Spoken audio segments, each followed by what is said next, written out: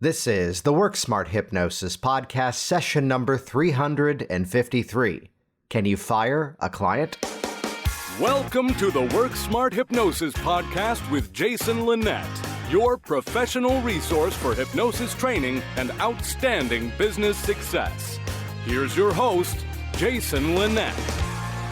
Hey, it's Jason here, and this week's episode is going to take a slightly different turn than normal, because if you go all the way back to episode number 1 of this Work Smart Hypnosis podcast series, episode number 1 was all about something called the all positive pre-talk. And if you move forward, here is another episode about the all positive ego strengthening. Are you noticing a bit of a trend here? And then even if you look at the videos that are on one of my main websites, the opening message is that this is not a process based upon what's wrong with you and how are we going to fix it. It's instead about what's great about you and how are we going to harness that and how are we going to put that into use. Even better, move forward in time, all the way up to a slightly more recent episode that I co-hosted with Jess Marion talking about secondary gain, where the premise was that, yes, secondary gain is a thing that may exist, which if you're not familiar with that concept, it would be that the client unconsciously may be holding on to the problem because there's some benefit to be had by keeping it around. And I introduced these themes to kind of set the foundation for where we're going inside of this episode, because the Work Smart Hypnosis philosophy really would often say that you, as the practitioner, are a whole lot more flexible with hypnosis than your client is. I mean, think about that statement for a moment. You have more experience with hypnosis than your client has. Therefore, shouldn't you be the one who's a bit more flexible in the work than your client? And the premise of this comes about because there is a bit of a dialogue sometimes in this industry of the resistant client, which, by the way, all of your clients are resistant. Absolutely. They're resistant to change.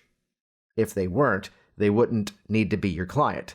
However, resistance to hypnosis is something that, yes, may be out there. And again, go all the way back to episode number 1, the all positive pre-talk. Look at everything I've ever taught around content marketing to really build the world where you don't have to sell. Instead, your content, your media does the work for you, and you get to spend your time kind of in the world that I do, where you're speaking only to a pre-sold audience in terms of your clients that you attract and bring into what you do.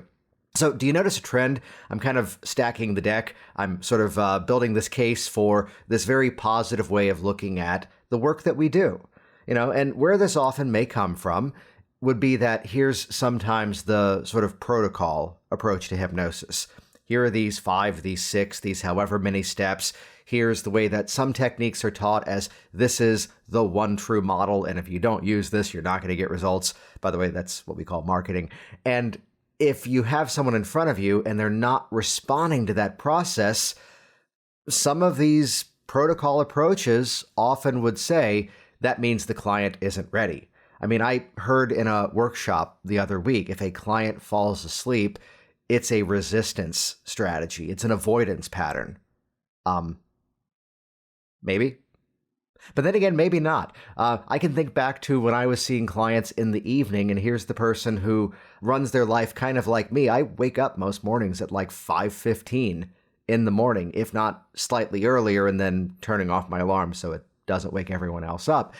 And what happens then is that's when my routine kicks off of a little bit of time to kind of catch up with emails. I hit the gym once I'm awake, then come back, the family's waking up, and then that's our morning ritual. So maybe it's avoidance, but then again, maybe they were just tired because I'm lame and usually falling asleep by 9:30, 10 o'clock. So I bring this up because, again, I wanted to kick this episode off with a definite proof of an approach of positivity, optimism in terms of the work that we do. Now that that's out of the way, let's now talk about firing clients, because I'll give you the foundation before we officially jump in. I was back and forth in a series of emails, and let me just kick this off. This person who was emailing me had a lot of nice things to say about the all positive pre-talk. Hey, go all the way back to episode number 1. That is, he said, I had a client the other day, and I think I brought more problems into the session with the pre-talk as to what I used to learn from hypnosis. So I'll set the foundation from this. I'll read his question. Jason, have you ever fired a client? I had a client for weight loss and I asked, why now? And the response was, I don't know. I went through various strategies for weight loss and all I got was, I can't do that. It was frustrating to say the least. I honestly did not know why this person came to see me. She was resistant from start to finish. This was the worst client I ever had and it bothered me. However, I looked at the flip side of that experience and it taught me to rethink my strategies and humbled me in knowing that not all sessions are going to be great. Thus my contact with you and why he actually signed up for one of our training programs. I want to be the best hypnotist for me and my client. Love this. I truly do care about each and every client that comes into my office. I thank you once again and hopefully, remember what I said about I turn off my alarm? Good morning, everybody. I'm recording early morning on a Sunday. If you caught 3 notes of that, that is the sound when the machine makes Pee Wee Herman's breakfast in Pee Wee's Big Adventure. That has been my alarm for like at least 10 years now. I love that movie. Anyway, so back on track. Editors, don't pull that out. So this week's episode is all about answering this question. I changed the title of this to be, Can You Fire a Client? Because yes, you can. Really, we're about to jump into how. And just in the theme of all of this, I'm going to be talking about several points. You can check out the show notes for this episode by going to worksmarthypnosis.com/353. That'll bring you over to the show notes to find all the notes and details and the themes of this episode. And while you're there, check out worksmarthypnosislive.com. Here's someone I was interacting with who's already working in hypnosis, but was seeing a need to refine their strategies and get better results. When you join Work Smart Hypnosis Live, you're getting access to my Hypnotic Workers program. You're getting access to Richard Nongard, who's a guest trainer on the upcoming event coming up in January. Then again, if you're listening to this episode well after January 2022, we'll always have another one coming around the corner. So check that out, worksmarthypnosislive.com. Half the audience are people who are brand new to hypnosis and seeking certification. Meanwhile, the other half are actually people just like this nice person sending me a net message and sending me nice notes about previous episodes and joining our communities. We're again looking to refine their strategies and get more consistent outcomes. Check that out, worksmarthypnosislive.com. And with that, let's jump directly in to this week's episode, session number 353, Can You Fire a Client? So first of all, let's kick off with a classic sales principle. Satisfy objections before they arise. And one of the things that's become a theme of the training that I do, whether it's hypnosis training in terms of how to use this process for personal change, or even whether it's business training, programs like Hypnotic Business Systems, one of the big overriding themes that's kind of evolved over the years is that the quality of the experience you have is often directly proportionate to the quality of the questions that you ask. So the other night inside of the Work Smart Hypnosis Live online event, someone asked the question, are online group sessions more effective than in-person group sessions? And I give you this as a quick metaphor because my response was, you know what, I'm really not going to answer that question. And here's the reason why. Because if you change the question that you ask, you can get a much better answer. So if you're asking the binary as to, is this one better than that one? It forces you to look for errors. It forces you to look for shortcomings and things that are just not good. If instead you ask the question, how can I make an online group session even more effective? Now we're looking for ways to improve an experience, right? Now we're looking for ways to make something better. And while this week's episode is not necessarily on the moment of doing an online group session, though there's a story coming around the corner, especially on that, I would change the question to be, how can I direct the momentum of my session in such a way that now I prevent the problem situation? And I know the person who sent me this email, by the way, and I firmly believe he did everything right. And here comes one little bit of cynicism. There are people who go to restaurants looking to have a bad time. There are people who go into a hotel looking for, something to be wrong. And back when I was traveling around as the full-time stage hypnotist, I will admit I can spend money when it's time to spend money. I can splurge on a vacation when it's time to splurge on a vacation. I can also enjoy the artistry of not being frugal, but being absolutely cheap for the irony of the situation. When I was doing corporate stage hypnosis programs, the higher the fee, the more I had a delight as to what was the crappiest hotel I could stay at. And here's one moment, and I don't share these numbers to boast, but here's the moment where I was getting paid, let's say somewhere between $6,000 to $10,000 for what I was doing over the course of a weekend for the event. And I was at this hotel down the road for like $42 a night, and the breakfast was like a box of those Nature Valley granola bars, the ones that get all crumbly, and that was it. That was sitting in the lobby. And I'm looking at the reviews of this place. I'm like, well, I knew it was going to be this, low-cost place. There's an anecdote around, some romantic comedy movie, Playing for Keeps. And I think it was Leonard Maltin who left like the only good review of this movie, basically saying, look, I knew it wasn't going to be Citizen Kane. It was going to be a watered-down romantic comedy, and it could have some predictable endings. And along the way, I had that as my expectation. It had a few laughs. It delivered what I expected. And I think he was the only major reviewer who gave it a positive review. I share that because, again, there's just some people out there that, maybe this is the issue they ought to be addressing. Let's phrase it in a positive way. So going into the session, let's introduce a theme of executive communication, which is a fancy way of saying make sure your instructions are incredibly clear, and by doing so, it prevents a lot of challenges. I mean, there's a funny moment years ago, and this is my lecture on compliance precedes suggestibility. You need to have somebody following a specific series of actions before that can lead into suggestions.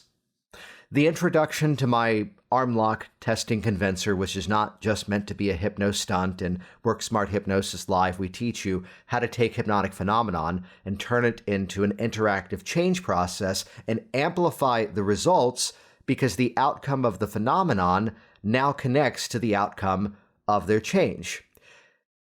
And the entry into this phenomenon moment is take your right hand and squeeze it into a fist.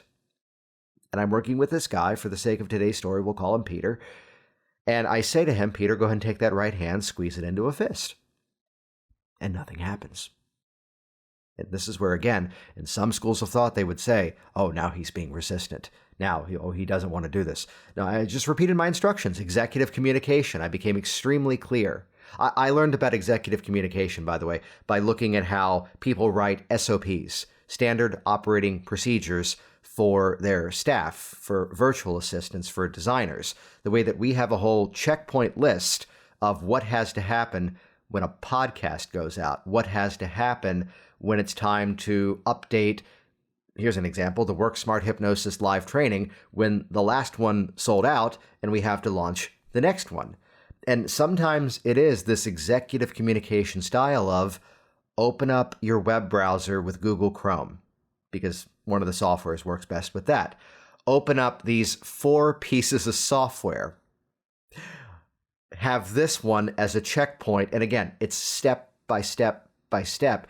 And it's where you're going to feel like you're micromanaging if you're communicating that way. And that means you're doing it right because you're teaching someone the step by step of how to do it. Let's go back to Peter in the office chair for hypnosis. Take your right hand, squeeze it into a fist. And it doesn't squeeze into a fist. I repeat the instructions again with a little bit more clarity. Go ahead right now, and with your right hand that's the closest to me, this was an in-person session, take your right hand, which is the closest to me, and move around those fingers to close it into a nice tight fist. And again, nothing happens. And it's at this point, remember, the hypnotic state is not as delicate as you would think it to be. And I simply say, "Hey, Peter, go ahead and open up your eyes." And he does. Oh, you followed that one. "What's up with that hand?" "I don't know. It's not working." "Hey, Peter, some things are just instructions. So looking at your hand now, go ahead and squeeze it into a fist." And he squeezed it into a fist. Awesome. Great. Now close your eyes back down.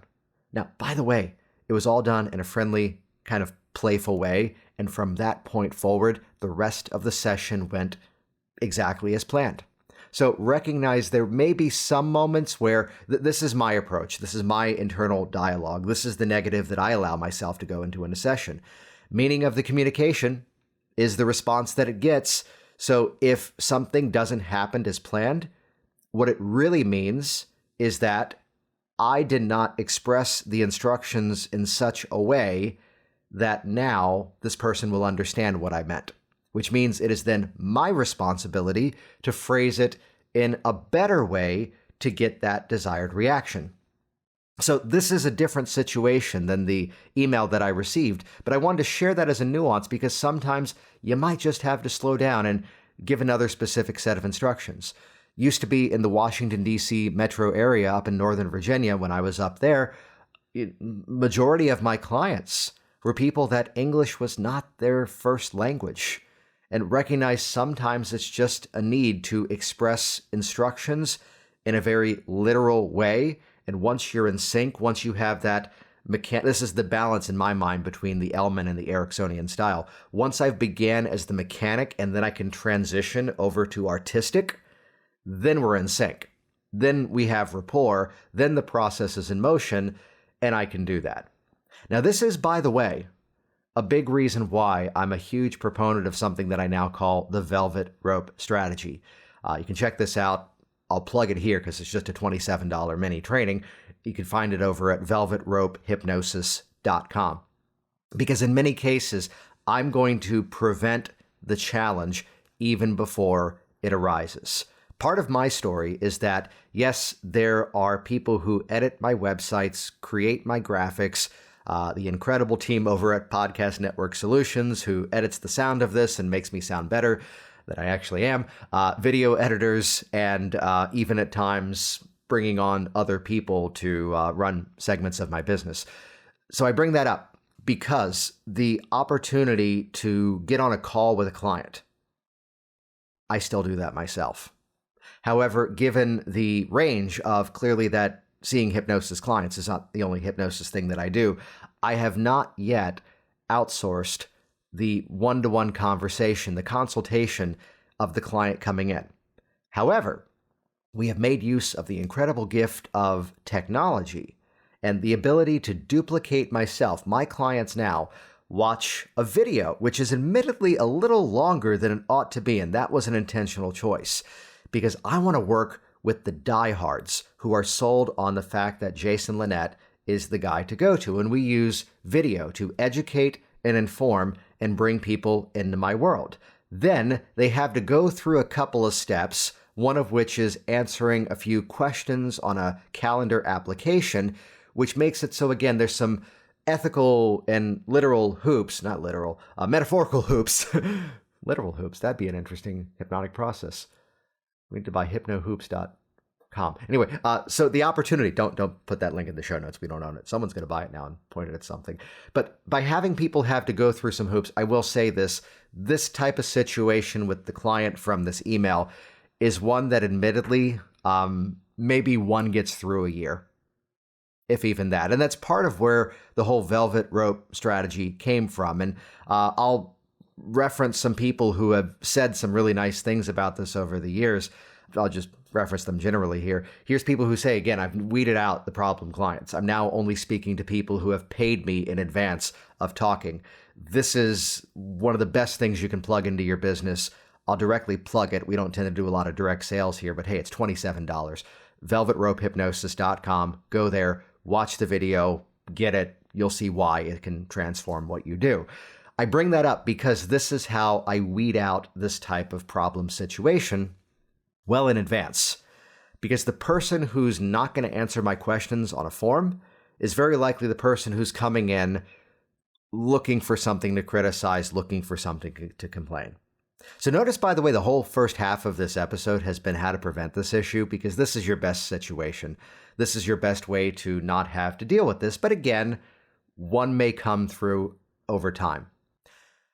Let me share a bit of a high-level influence principle that I've used for years, and just recently we slapped a name on it, because by doing so, suddenly now we all can talk about it. I call this Epiphany Seeding. So epiphany as in a discovery that you make, and seeding as in like planting seeds. Here's what Epiphany Seeding is. This is where on the call, this is the opening chapter to my Work Smart business book. It's all around the theme of what if every reason why this has been a problem could instead become every reason why, quote, I've got this, this is going to be easy. That's the formula behind Epiphany Seeding. And like a good coach, I'm not going to drop into consultant mode and say, hey, because of that situation, you can do it differently now. I want it to be their discovery. I want to ask a question in such a way that it begins to shift that thinking and they can see the problem now as the solution. You know what? I'm curious because you keep mentioning that you're in this house and you've got teenagers who are bringing junk food into the house, and your husband likes to swing by the donut shop on the drive home and have them all in the morning. And you've said that because that stuff is in your house, that's every reason why you have to eat it. So far, this has been pacing. I've been listening to them and I've been feeding back what they've said to me. I'm curious to ask you a question just to see where you take this. What would happen differently if all of those things that are going to be in your environment, at least in the meantime, what would happen if all those things being around you could instead become every reason why you don't have to eat that stuff anymore? What would that be like? What would that give you? And this is a chunk up question looking for the bigger value-based statement. And I'll call it out. I only work with those people who could answer those questions. And most often it gets the easy response of, yeah, that's what I want, or that's why I'm calling you. Great, because that's what this process is about. Because it's not the situation that's the problem, it's the reaction to the problem. The same as the real mindset you ought to have if you're someone who does any hypnotic change work based upon reviewing past events, whether it's regression or a changing personal history or anything else. Experience plus emotion equals perception. The event's always going to be what the event was. The perception is what we're working on. So this is why in my phone intake, I'm asking this Epiphany Seeding pattern to see if I can get that foot in the door that they can perceive the issue differently. And at which point, if they don't answer it, after several iterations of getting to it, if I'm getting the story as to what this client session was, client for weight loss, and I asked why now, and the response was, I don't know. Oh, I can't do that. Well, what if the situations around you could become instead every reason why you can? Because the same way in may be the same way out. And this is where I may pull out a story. Here's the day that I had 2 weight loss clients. Both were retired. Both were now looking to lose weight. And for one, the fact that he was retired was every reason why he was ready. And for the other one, the fact that he was retired was every bit of cognitive dissonance as to why I don't think this is the right time to do this. And the amazing thing was they both were losing weight in the process. You can guess which one was having an easier time. And for the second guy, I respectfully snapped one day to go, hey, funny story about the first day you came in. And this is where I'll dip into story. I'll dip into metaphor to illustrate that one path could become the other path. And I'll call it out. I know at this point, I don't work well with people who can't tell me what they want their outcome to be. And I may often say that to them. My goal with this process is to help you get what you want. And I'll call it out. I'm pretty good at what I do. If you look around the web, and I say this without patting myself on the back, if you look around the web, I'm pretty good at what I do, and a lot of people agree with that. And the reason is, I get the best results with people who can describe what they want and are ready to make that change. And the people who can't answer some of these questions, respectfully, it's a rather short phone call. That's a magical statement, by the way, in a consultation. It's not a threat, but it is. The benefit is if I ask this question and sometimes I don't get the best answer, respectfully, it's a rather short phone call. Which is not to say, that's a nicer way of saying, I'm going to hang up on you. No, it's instead, my job is to help you get what you want.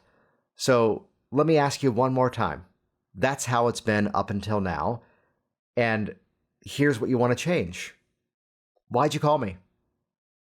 And recognize in coaching, the word why can often be confrontational. Why are you wearing that? Well, especially with that tonality. But this is where I'm intentionally going for the probing why question. And if I'm getting the answers consistently as like this story as to, well, I can't do that. This is where, again, I'm going to dip into metaphor. Well, there's a research study that was done in 1996, Irving Kirsch, that was all about how here were people following a program and half of them were given hypnosis to reinforce the program. And the people using hypnosis to reinforce the program lost 3 times the amount of weight than the people who were doing the program by themselves. So some other people out there try to market by saying, diets don't work. And, well, yes, they do, if you actually follow them. Diets work. It's people that don't work. So just out of curiosity, here comes another Epiphany Seeding moment. Just out of curiosity, what would be different in your life if that now the things you wanted to do became easy and you surprise yourself as to how well you could do them? I'm flipping the question back, but I'm letting them give me the answer. I am not going into direct suggestion at this point because we're not yet officially doing the work. This is a client interview. What if instead it could be another outcome? And if it's at that point, I'll call it out. And I only have like 5 examples of this, I think, in my career. If I get the answer of, well, that's not going to work either. And I want you to hear this next phrase, and we're going to put this into the show notes. So listen carefully here. It's a rare concern when we find ourselves working on the process rather than in the process. And when that becomes the situation, I can see I don't think we're a match to work together. And I stop talking. I am not a huge fan of the takeaway sale. The takeaway sale is a strategy where, like, take the car home for 3 days. If you don't like it, bring it back. They buy the car. Oh, you've never had a puppy before. Wait for this one. Take the puppy home. See what your kids think about it. Yeah, how's that going to go? The takeaway sale would be, when again, you're into it now and they want to invoke some fear that you can't have it. My car buying stories are very lame. I've never gone for the sports car. We have the minivan, and I've only bought 1 new car in my life. And actually, I had the plan to buy a used one, but there was a tax credit on the one that I have now because it also plugs in and then reverts to being a hybrid. And suddenly it was like less money with the tax credit to buy the new car than the 3-year-old used one, which I had planned on, which I broke their sales process by going in and saying, we've already approved the loan. I'm already on board with this, and I brought my children with me, and SpongeBob goes off the air in your lobby at 10 a.m. Can we be out by then? And it was just this back and forth question. Well, if you don't want to sign everything, I'm like, you can't do the takeaway sale on me because I've already signed everything. We're just ironing out the details here. That's the takeaway sale. I want this moment to be the takeaway. It's a rare concern when we find ourselves working on the process rather than in the process. And when we fall into this kind of pattern, I can just tell you this is not the type of situation that I'm able to help with. And I just stop talking because I want them to be the one to respond next. And respectfully, if it's that, okay, well, what do you think, is often the response that I got. You know what? I'd rather do this. Take a couple of days, think about it. It's Thursday right now. How about I give you a call on, Tuesday or Wednesday? And can I give you one suggestion here? Yeah. I want you to think about this conversation every day between now and when we speak. Think about the reasons why I told you this is the type of situation I'm not able to help with the best. Because the people who come to me and say, this is what I want, this is why I'm doing it now, this is why it's important to me, those are the stories you read on my website. Call you on Tuesday, and I'm exiting the process. So again, most of my answer to this is avoiding it by clearing it away before it ever occurs. Now let's dive into they're in your space. This is where it gets fun. It's going to be a similar language pattern. It's a rare concern when we find ourselves working on the process rather than in the process. And part of this is I'm giving you instructions and you following them is part of it. So this is where, when I run into a conflicting moment, and I'm going to defend this strategy here in a moment because the way that I first learned this, I think is entirely wrong. But I think the lesson of learning something that I passionately disagree with helped to create something better. So let's not discount the past lesson. Let's instead improve it. And again, rather than put it down, well, how can I make that better? This wasn't in the hypnosis industry. This was someone's training program about how to create online courses. And he said, you can offer 100% guarantee and 100% refund policy. And then he taught a strategy. Some of you are going to cringe as soon as you start to hear this, that they can get a refund, but they have to send you their workbook fully completed. They need to send examples of the marketing that they've done, and they need to burn that to a DVD. This is dating the story. And they need to send it to you by certified mail. So basically, this person was, what's the term? Being a jerk and making it damn near impossible to do that when we're in a social media world. If someone's not happy, I'm going to over-deliver and reset the process if it's like a product or something, and then give them their money back and position myself as the hero. I learned a more positive strategy from Jeffrey Ronning, who was stagehypnosiscenter.com. We would film a show at a high school and then sell DVDs of it and split the profits with the fundraising group. And someone would go, because it was the camera in the back of the room of the gym, and sometimes it wasn't the best sound because of all the echo, even if I was wearing a microphone. And I'd get the complaint, like once, actually, one time I used this, which was that the sound quality was really horrible. And I responded, hey, sorry for that. I've gone ahead and I went in and I refunded the $20 you paid. However, I'm still going to make sure the school gets the half of that. That's on me. And I have your address. I've gone ahead and I've mailed you another copy of the DVD in case it was a technical error. It wasn't, because a DVD is going to be a DVD. It's going to be the same thing. But this way, it was the situation of absolute transparency.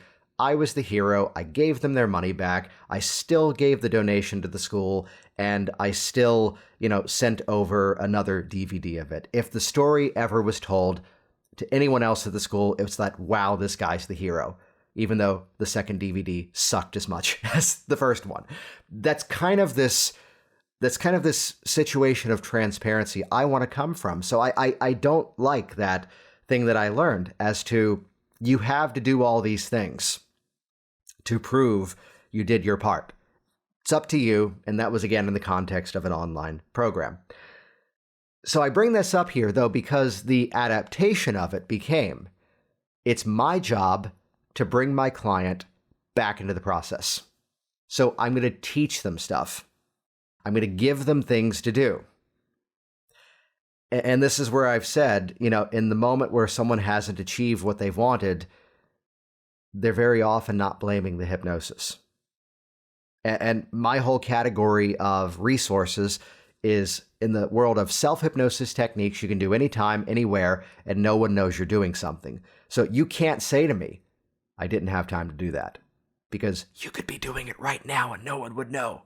That's the whole approach in terms of my approach to self-hypnosis strategies. It's a lot of anchoring. It's a lot of what I call organic anchoring, which we've done episodes on that before. It's one of the things we teach in the trainings. So I'm building the scenario where it's so easy to win. And if it's the next week, and again, we've got, quote, problem client, now we've got a highlight. Now we've called out one part of the issue. Hey, this is a thing you could do on your own without anyone knowing you're doing it. It doesn't even have to be scheduled. Can I ask you a question? Was the goal to come in and give a stranger thousands of dollars to then not follow the steps of what they say? And I go into a place of just confusion. I go into a place of putting on an attitude of confusion rather than accusation. That's going to serve you so much better. Because I'll call it out. The people who you've read the stories of, those are the ones who made use of what I shared.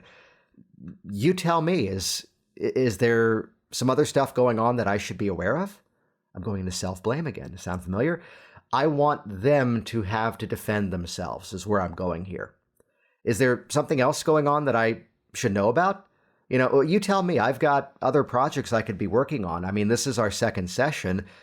If you want to stop today and restart this when it's a better time for you, I got other stuff I can get done today. You tell me.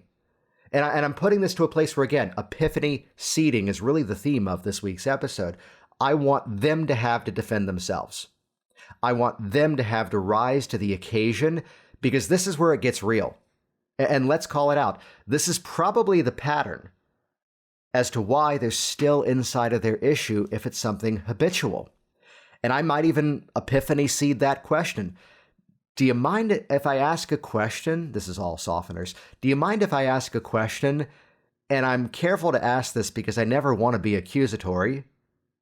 But some of you know the agreement frame where they say, don't use the word but, because the word but negates what you just said. No, my friends. Here's this is going to be the second quote that I'm hopefully known for after the more we're all successful, the more we're all successful. Here it is. Choose your but wisely. How about that? Let's put that on t-shirts. Choose your but wisely. So I never intend to ask a question to become accusatory. But do you think that some of the reasons why we're having some conflicts here might be part of what's behind why you haven't yet done this on your own? And I'm choosing the right tone because, again, we did an episode. One of the episodes I did with Scott Sandlin was based upon a student who sent in a story as to they tried to use the phrase, well, how's that working for you? And they completely lost rapport because they had not yet built the rapport to be able to ask that kind of question. So this is where I'm going to go confused. I'm going to put on the act of confusion. I'm going to go to a place of concern, and I'm going to ask a question and become accusatory, but tell them I'm not becoming accusatory by using the softener. And this is where, again, what am I doing here? My number one goal is for my client to become successful. That's good for them. That's good for me. That's a win-win situation. So do you see how I've been talking now for around a little shy of 40 minutes, and all of this episode has been about inviting my client to rise to the occasion and then elevate themselves and shine a spotlight perhaps on where the focus ought to be and to, make it real. I'll censor myself here, the blank or get off the pot moment, because that might have been what needed to happen to get the change in motion. So I'm creating every opportunity that I can for the person to succeed. Now that we've got all that positivity in place, let me now finally answer the question. Jason, have you ever fired a client? Yes, I have. And the way that I do it is, again, back to the story. Thank you to Jeffrey Ronning for this lesson as to how to satisfy the moment if the DVD wasn't to their success, which, again, $20. Proceeds went to a school. I became the hero. Don't worry about the money, because genuinely I was earning enough on the other side that this little bit of a hiccup, smooth it over, and that's how I went back to. There's one school that I did that at, and the principal called me up, and you can imagine the hairs in the back of the neck going up at first, going, hey, I got a call about someone complaining about the DVD of your show. Like, oh, great. And I heard how you handled that. Man, that was classy. Hey, could you do something for our faculty in July? You see what happened there? I booked more stuff because I was the hero of the story. This is my situation of having to do this. And I can think of now only a handful of moments where I've done this. Because my office forms say that you are paying for time. You are paying for my expertise. And it's your job to show up ready to make these changes and ready to follow my instructions. And it's my job to put together the best resources I know available to help you to make that happen. It's putting the ownership on them where it ought to be. So that's the attitude going on. And my forms do say, no refunds, and that's put out there, and they sign off on that at least twice inside of the office forms that they complete now. So in the moment where I need to fire the person, I become the hero. I go to a place of absolute transparency because I want you to hear this next statement in the most healing, loving, caring way that I can. I don't want them to leave the experience blaming me. I respectfully, there's a fun modifying word if you've caught it, I respectfully want it to ruin their day that I dismiss them. But I want it to ruin their day in a way that now they see something's got to change. And it's done from a place of care. Here's one story of, let's call it out, your pre-talk is only as good as they actually listen to it and integrate it. So here's a client who watched my pre-talk video for Stop Smoking, and they would watch it in my space. And she calls up, and I mean, you're all going to smirk at this. I don't think the hypnosis worked at all. I heard every word you said, and I was able to pick up cigarettes and still smoke. And I had to ask the question, did you watch that video? I mean, you were in the room, and I got this response. Check this one out. Well, I had an important call come in, so I moved to the corner of the room, and I took the call during the video. Come on, people. And I said, well, let's do this. Because, again, I use the phrase. It's only as effective as someone actually observing it. So do you have a bit of time? Good. I'm going to send you something over. Can you watch it again? Because I'll give you an extra session on me. I'll be the hero here is my internal story. I'll give you the session again, but you need to watch this, and then let's actually do it. And then we talked about it and did the session again. Well, it still didn't work. I heard every word you said, and I was able to pick. There's a whole theme of, that's my pre-talk. There's a whole theme of nothing is physically stopping you. Wait for this one. I refunded. I did a series of actions to go for the respectful shock and awe. Timing was critical for this. In the series of one day, she received a gift in the mail from Amazon, Alan Carr, The Easy Way to Quit Smoking. I bought her a book. On top of that, I sent her a thank you card by regular U.S. mail. I refunded her money, every dollar of it. And I sent her an email explaining why it had been a problem up until then. And the language was not, I can't work with you if you're not going to follow my instructions. No. It was instead, my goal is to make sure you're successful at quitting smoking. And it seems that some other things are grabbing your attention, and politely, it seems like you're not yet making this a priority that it deserves to be. So I'm completely resetting this process, giving you some resources to take a look at, and when you're ready, I'm here to help. This is how I do it. Cost me, $18 on Amazon. And I've done this in other categories too. In my forms, I ask for a physical mailing address, and it does say, check here if you give me permission to send you correspondence by mail. So that's how I had the info. And again, I'm going to exit the process, never rude, always from a place of care, concern, appropriate confusion, which is an act. Let me call that out, because it's where I want to bring them to the place where it's highlighting something that, again, hear this in the most positive way. I want the person to go to the place of, oh, it's me. And I'm putting myself in a situation that's worth an $18 expense. And actually, in this specific story, I've got 2 times that I've done this one. In the story that I'm thinking of as I'm saying it, well, the other one, she read the book and she quit smoking, and I sent her a congratulations card. And left me a review somewhere online. The other one, it's Yelp, so it's not showing. The other one, 6 months go by, and I get a phone call. I'm ready now. And it was a beautiful process. She sends me referrals to this day. So do you see how this is a different tone than where some people go at this? Let's not blame, let's not point the fingers. Let's use our hypnotic language hacks. Ooh, we should do something with that term too. There's a Hypnotic Language Hacks podcast specifically for online business owners. Let's use our language. Let's use emotion as a suggestion to bring it to a place where we are in a no-fault situation. We are positioned as the hero of the story, and we are serving the person better. And again, if that cost me a little bit of time and $18 to do that, I'm all right with that. I mean, I had a person one time in a training that into the story first sent me a nice message a few months, if not years later, going, hey, I had some things going on at the time, and I took that out on you, and I'm sorry for that. And when we had to fire him from a training, when I had to, over a break, eject him from the class, which same patterns you've already heard, I asked the question, so he fired himself. It became, look, you've already set aside the time. Keep all the materials as a gift. You know, I'm going to take away the access to the online stuff, but you've got these books, you've got these resources.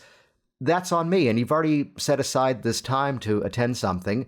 You know, you're local, so you didn't have to pay for travel, but keep these as a gift. And hopefully, again, someday we'll do this. And haven't seen him in person really ever since.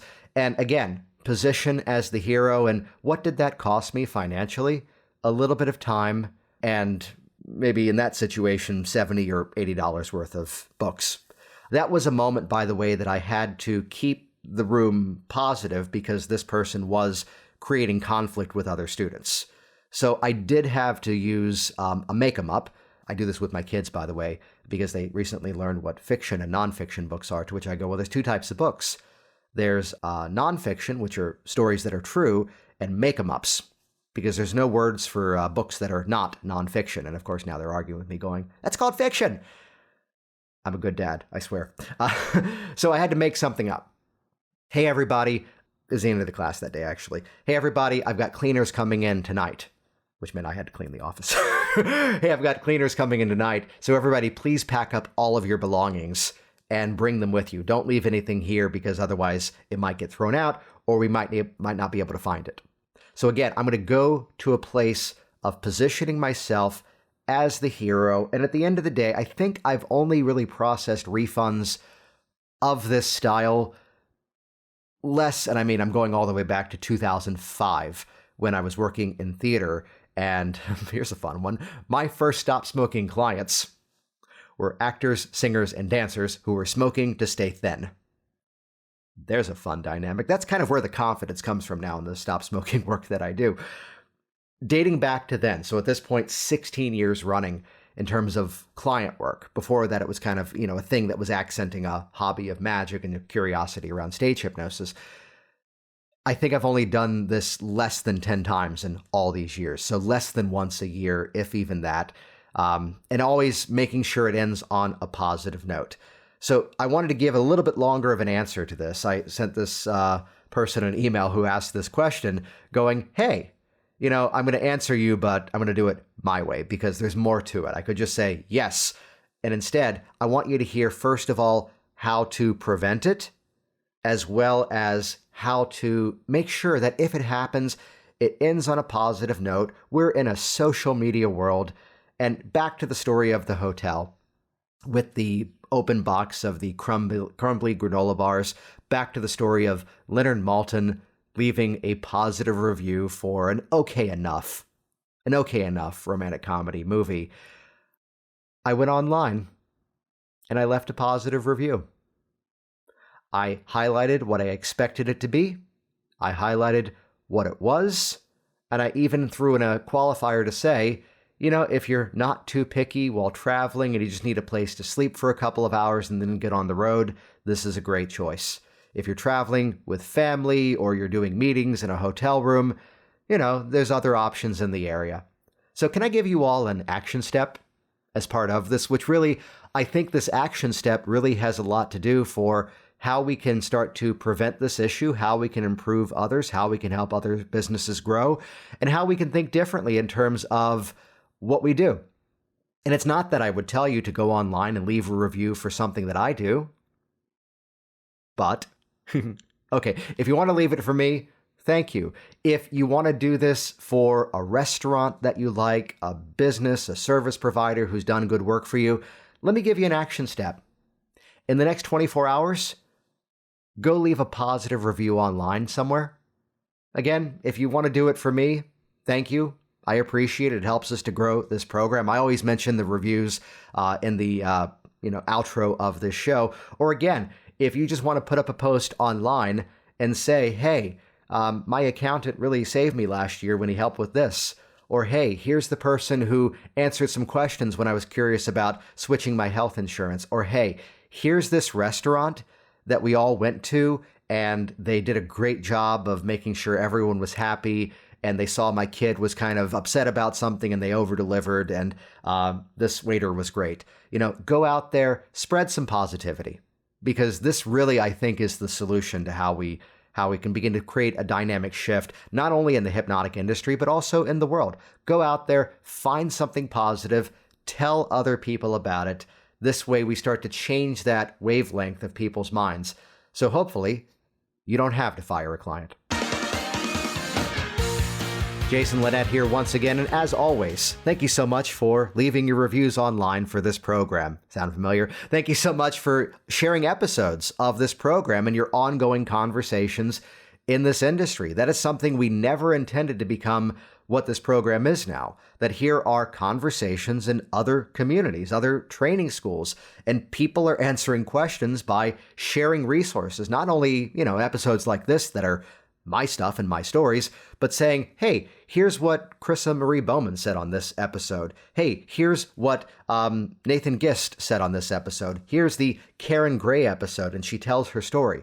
So again, keep this conversation going. And again, head over to the show notes of this episode at worksmarthypnosis.com/353. That's where you can find the details of everything I've talked about. And I'll mention two things at the end of this. If this is a different dialogue than what you've already been doing as a hypnotist, this is why we keep filling up our certification training with people who are already trained and certified. Head over to worksmarthypnosislive.com and find all the details of that event. If you're not quite looking for the certification, if you're just looking for the knowledge, that's where you can go to hypnoticworkers.com. Hypnotic Workers stands on its own, but some people want the guided tour, plus the interaction, plus a co-host. This time it's Richard Nongard once again, as well as certification. That's the difference between hypnoticworkers.com and worksmarthypnosislive.com. And only because I mentioned it before, here comes the very bold direct sale. Look, it's $27. Head over to velvetropehypnosis.com. I'll tell you that one strategy has prevented a lot of what I spent the last 45 minutes talking about. So learn that strategy, plug it into your business, get out there, help a bunch of people, make it rain, and yes, indeed, choose your butt wisely. Thanks for listening to the Work Smart Hypnosis podcast at worksmarthypnosis.com. Hey there, it's Jason, and I want you to be one of the first to find out as we upload amazing new content. So do this right now. Click the subscribe button right here on this video. That's going to link you to our YouTube channel here, and you will be the first to find out as new resources and downloads are made available. Do it now.